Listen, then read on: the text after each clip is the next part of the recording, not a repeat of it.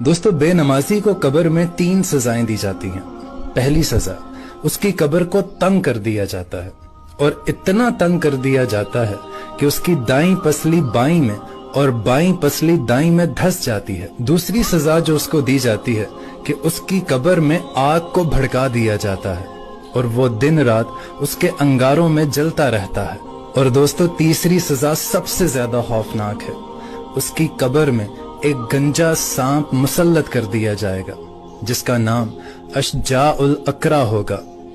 उसकी आंखों में आग होगी और उसके नाखून लोहे के होंगे और उसके एक नाखून की लंबाई इतनी होगी कि अगर कोई एक शख्स पूरा दिन उस पर चलता रहे तब भी खत्म नहीं होगी। और उसकी आवाज इतनी खौफनाक होगी जैसे बिजली कड़कने की आवाज आती है और वो कड़कती हुई आवाज में उस शख्स से कहेगा कि मुझे तेरी कब्र में अल्लाह ने भेजा है।